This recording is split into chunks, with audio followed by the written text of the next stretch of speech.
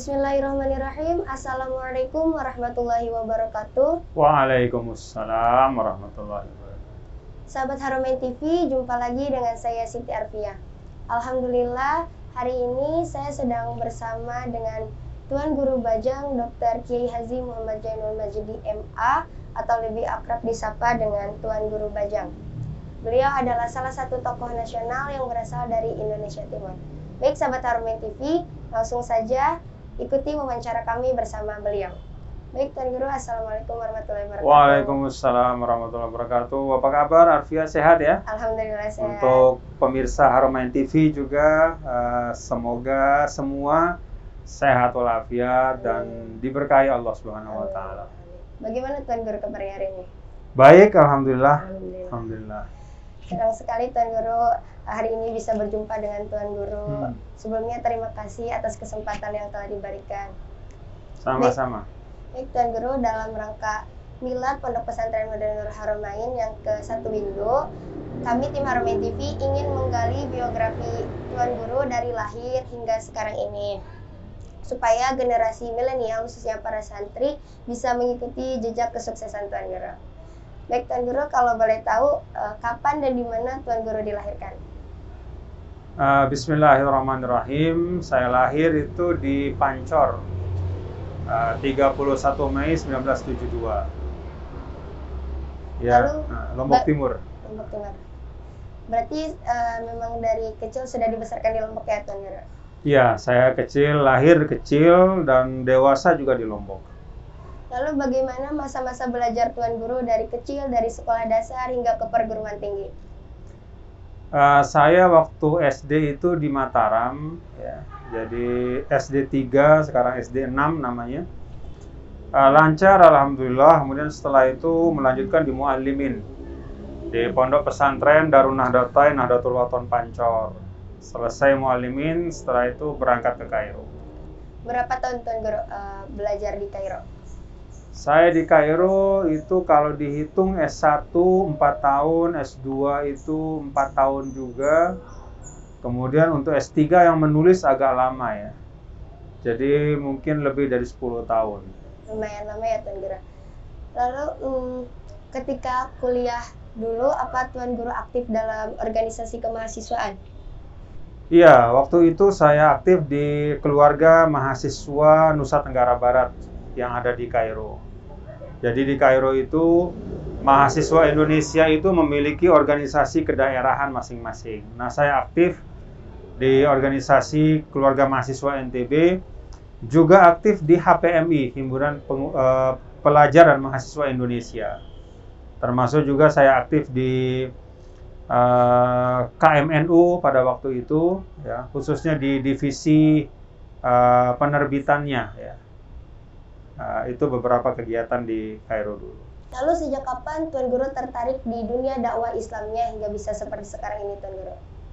Orang yang belajar di Al-Azhar itu kan memang ditempa untuk menjadi seorang da'i. Dalam arti kemanapun dia pergi, ya, dimanapun dia berkiprah, dia membawa semangat dakwah. Dakwah itu kan menyebarkan nilai-nilai Islam. Tentu secara kontekstual sesuai dengan kondisi, situasi, tempat di mana kita berada.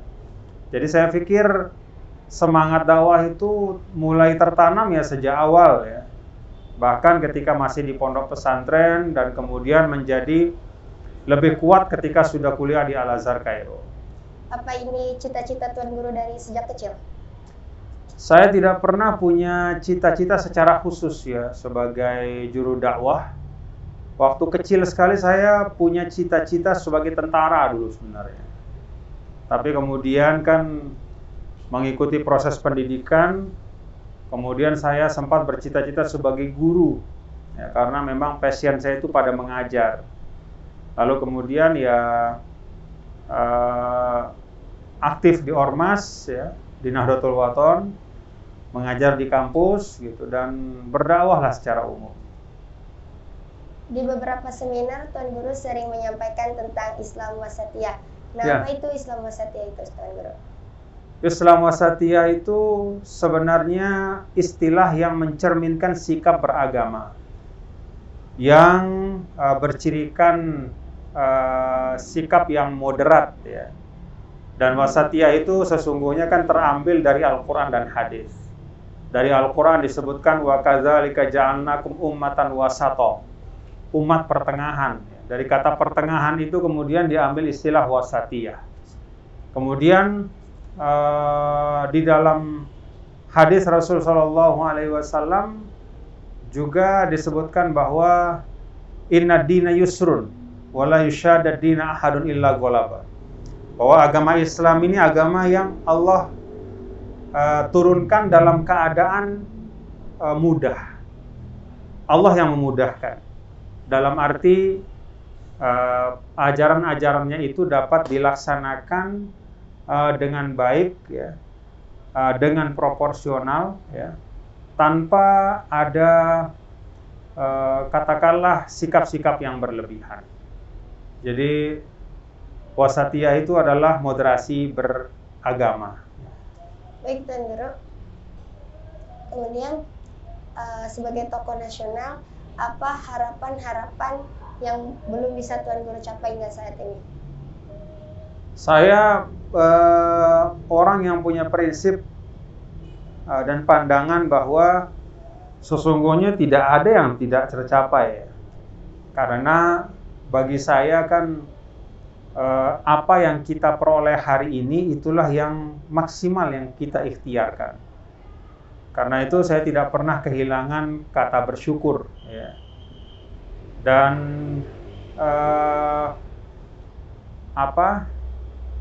harapan-harapan, ya, yang saya punya terkait misalnya dengan kiprah, katakanlah kiprah akademik, ya. Keinginan untuk bagaimana pondok pesantren misalnya atau organisasi dakwah yang saya pimpin itu bisa lebih menyebar, misalnya kan Nahdlatul Wathon, ya. Nah, saya memaknakan itu bukan sebagai cita-cita yang belum tercapai, tapi sebagai tugas yang akan datang, ya. Jadi tidak ada cita-cita yang tidak tercapai, yang ada adalah tugas-tugas di masa yang akan datang yang harus kita laksanakan dengan baik. Baik, Tuan Guru. Pesan apa yang ingin Tuan Guru sampaikan kepada generasi milenial, khususnya para santri? Pertama, filosofi Iqra. Belajar. Ya. Belajar yang menurut saya titik berangkatnya adalah kesadaran bahwa belajar itu perintah agama. Sumber-sumber pembelajaran itu Allah bukakan sangat luas. Kalau kita ada Al-Quran, ada hadis, dan ada ilmu-ilmu yang tidak terbatas. Itu semua sumber pembelajaran.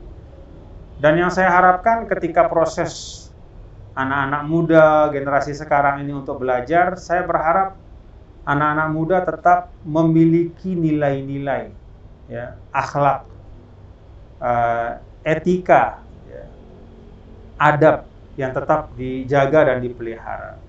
Karena tanpa adab, tanpa akhlak, ilmu itu sulit akan membawa kebaikan. Jadi harapan saya itu anak-anak milenial itu punya etos belajar yang kuat. Kemudian yang kedua, melihat masa depan itu dengan optimis. Jadi jangan terbawa oleh narasi-narasi yang pesimis. Apalagi dengan ungkapan-ungkapan yang mengecilkan potensi kita, ya. Dalam agama Islam, umat Islam itu diperintahkan untuk selalu optimis dalam keadaan apapun. Kemudian yang terakhir menurut saya, generasi muslimah sekarang, anak-anak milenial itu harus membangun jaringan kebaikan, ya.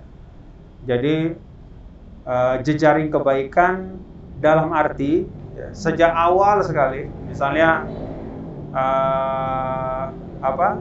Siti Arfiah, ya, dengan teman-teman ini semua, ini tidak hanya sekedar bersahabat bersama-sama gitu, satu kelas, satu angkatan, tapi juga berusaha menyamakan visi dari sekarang. Karena pengalaman saya, yang menemani saya berjuang sekian puluh tahun adalah orang-orang yang saya sudah kenal lama sekali. Jadi ketika kita belajar, kita juga mencoba untuk membangun jaringan kebaikan. baik itu dalam konteks ilmu pengetahuan ataupun dalam konteks dakwah dan kiprah kita nanti ketika sudah dewasa. Itu saya pesankan betul ya. Jadi membangun jejaring kebaikan itu. Baik Tuan Guru, terima kasih atas kesempatan yang telah Tuan Guru berikan. Sama-sama. Sebelum kami tutup wawancara kami, Pondok Pesantren Nurul Haramain sebentar lagi akan merayakan milad yang ke-8 tahun atau 1 minggu. Mungkin mohon kiranya Tuan Guru mengucapkan ucapan selamat kepada pondok kami tercinta. Baik, saya Tuan Guru Bajang menyampaikan tahniah ya. Ucapan selamat kepada seluruh keluarga besar Pondok Pesantren Nurul Haramain Nahdlatul Wathon Bogor yang akan bertasyakur ya, ulang tahun atau milad yang ke-8. Usia 8 tahun itu relatif masih muda, tetapi kemudaan itu hendaklah menjadi sumber energi ya, untuk terus membangun Nurul Haramain lebih maju lagi di masa-masa yang akan datang. Luar biasa potensinya. Saya berharap seluruh keluarga besar Nurul Haramain kompak semuanya, mulai dari para santri-santriwatinya dan semuanya. Tidak ada cita-cita yang terlalu berat untuk dicapai dengan kebersamaan. Jadi selamat sekali lagi untuk Nurul Haramain, panjang umur dalam keberkahan dan terus menebarkan ilmu-ilmu yang bermanfaat. Assalamualaikum warahmatullahi wabarakatuh. Baik Tuan Guru, terima kasih atas ucapan dan doanya. Sama-sama. Sukses selalu ya Ananda semua. Baik sahabat Haramain TV, demikian wawancara kami dengan Tuan Guru Bajang Dr. Kiai Haji Muhammad Zainul Majidi MA. Semoga wawancara kali ini dapat memberi inspirasi banyak generasi milenial, khususnya para santri yang ingin sukses seperti beliau. Baik, terima kasih telah menonton wawancara pada kali ini. Semoga bermanfaat. Saya Siti Arfia. Sampai jumpa di wawancara berikutnya. Wassalamualaikum warahmatullahi wabarakatuh. Waalaikumsalam warahmatullahi wabarakatuh.